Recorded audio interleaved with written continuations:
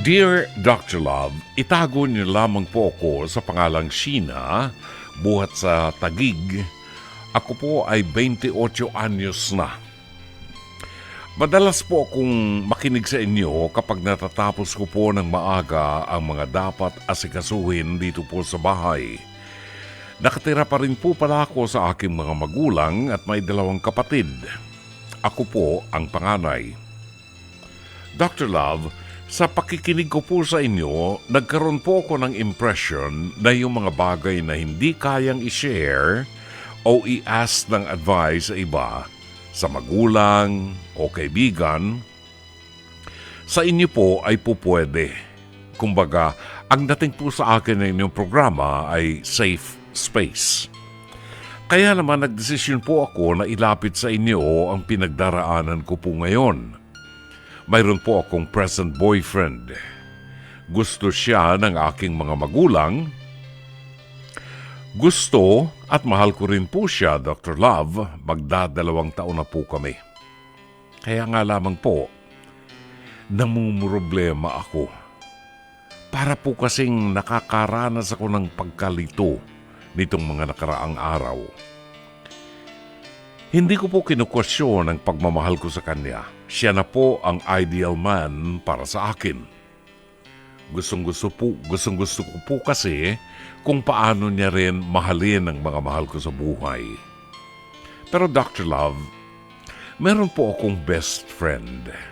At may di po ako magandang nararamdaman sa kanya. Kababata ko po siya. Nitong mga nakaraang panahon, dahil nawalan siya ng work, sa amin po siya madalas tumambay. Hindi naman po kasi ako palalabas, kaya hindi niya ako maaya. Sa ilang linggo na sunod-sunod na magkasama kami, sabay sa lahat ng bagay, para bang may mali, Dr. Love. Hindi ko po maintindihan. Huwag niyo po sana akong husgahan. Pinipilit ko pong hindi pansinin at pinipilit ko pong baliwalain, pero habang tumatagal, para pong lalong lumalala. Dr. Love, iba na ang titig ko sa mga labi niya. Iba na ang pakiramdam ko sa tuwing naghahawak ang mga kamay namin. Ang problema ko po, Dr. Love, babae po ang best friend ko. Straight po siya at noon, alam ko, straight na babae din po ako. Pero sa dinadanas ko ngayon, hindi ko na po sigurado. Ano po ba ang dapat kong gawin? Ano po ba talaga ako? Halo-halo po ang nararamdaman ko. Natatakot, nalilito, worried, guilty dahil sa boyfriend ko. Hindi ko po alam kung paano ikukumpirma ang mga bagay at paano tatanggapin kapag luminaw na sa akin ang lahat. At Dr. Love, kasalanan na rin po bang maituturing ang nangyayari sa akin ngayon? Umaasa pong matutulungan ninyo ko, gumagalang Sheena.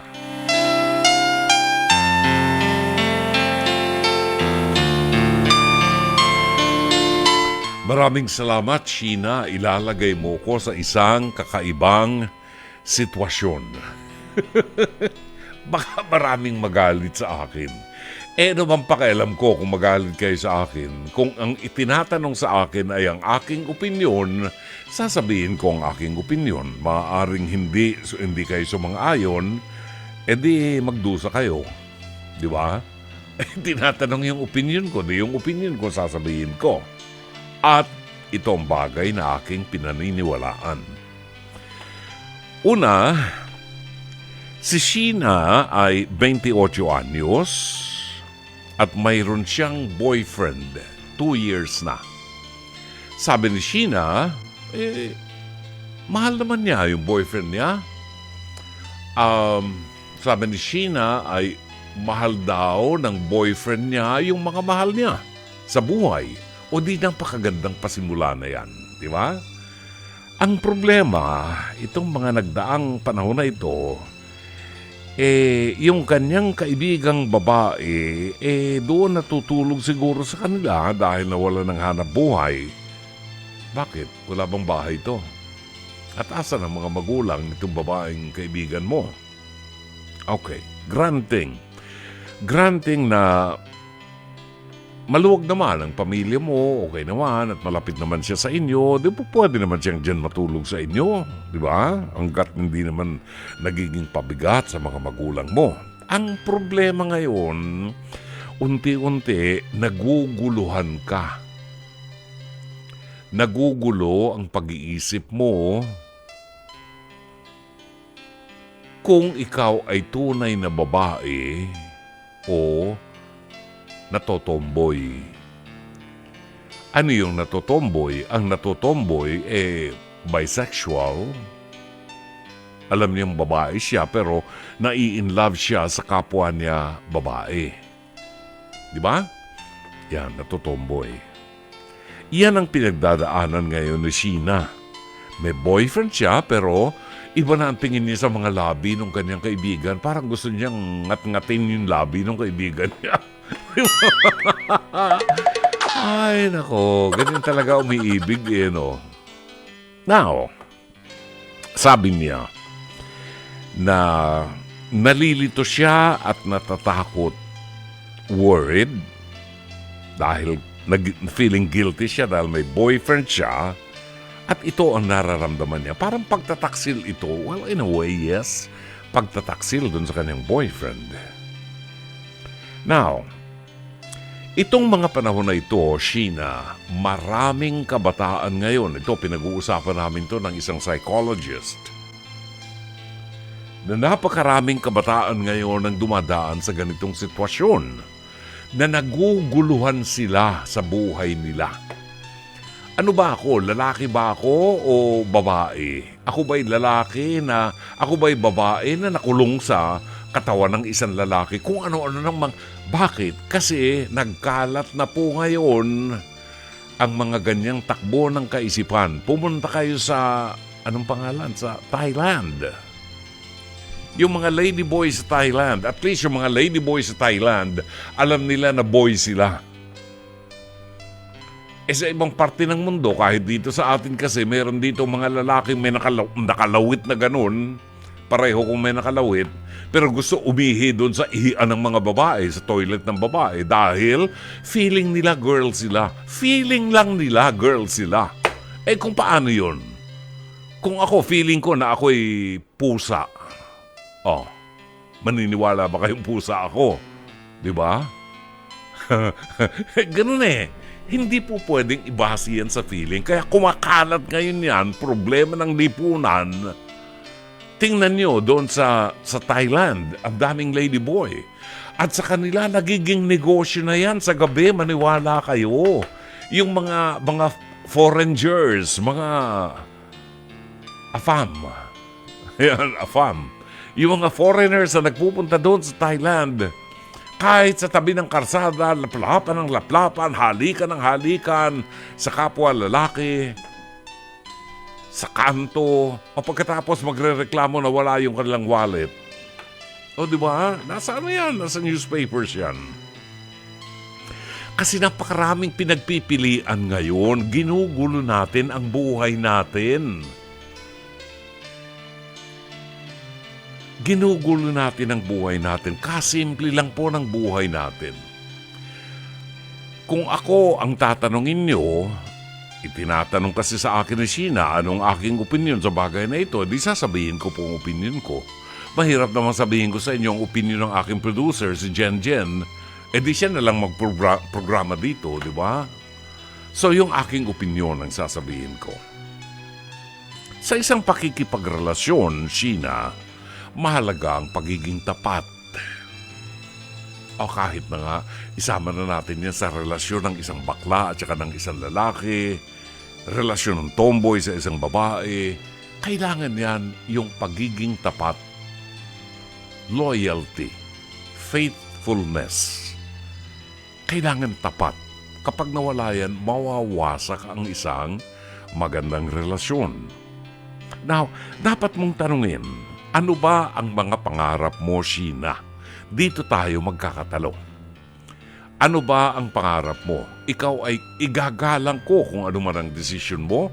Hindi kita hahatulan dahil yan ang gusto mo, di ba? Actually, araw-araw humahatol tayo. Sa lahat ng mga nangyayari sa kapaligiran natin, humahatol tayo. Kaya tantanan nyo ko pag sinabi nyong huwag kang masyadong judgmental. Huwag kang judgmental. Ek nyo. Lahat tayo judgmental every day. Di ba? Humahatol tayo base sa nadidinig natin, base sa nakikita nating ginagawa. Hinahatulan natin yan. Kapag ikay nakasakay sa jeep at pumara ka, hindi ka ipinara doon sa gusto mong parahan o hindi ka sinuklian ng tama, hindi mo ba hahatulan yung driver na yon? Di ba? Hahatulan mo yung driver na yon. Sasabihin mo sa kanya, napakasamang tao mo. Bakit mo ko dinadaya? So you become judgmental. Lahat tayo, humahatol tayo. Ang hindi lang natin pwedeng hatulan ay ang relasyon ng kapwa natin sa Diyos. Yon, hindi natin kayang hatulan yon. Pero hinahatulan natin, normal lang yan, ang bawat kilos at salita ng isang tao. Now, balikan natin ang problema mo, Sheena. Ano ba ang pangarap mo sa buhay? Ikaw ba ay nangangarap na magkaroon ka ng isang batang sanggol na nanggaling sa katawan mo, na inaalagaan mo, pinasususo mo, binibihisan mo, papaliguan mo, ihatid mo sa eskwelahan, tuturuan mo ng magandang values. Yun ba ang pangarap mo? Na ang mga anak mo ay palakihin mo ng may takot sa Diyos at maging mabuting miyembro ng ating lipunan. Pangarap mo ba na makakita ng mga bata na nagtatakbuhan sa loob ng bahay at napakasaya kayong mag-asawa? Kung iyon ang pangarap mo, kalimutan mo na ang pagiging tomboy mo dahil hindi ka magkakaanak kung ang kinakasama mo ay kapwa mo babae. Kung ang pangarap mo sa buhay ay manatili kang ganyan na walang anak na magkakalinga sa'yo, at isusugal mo ang buhay mo sa isang babae na someday ay maghanap ng isang lalaki kasi yun ang normal na takbo ng buhay. Ang babae naghahanap ng lalaki.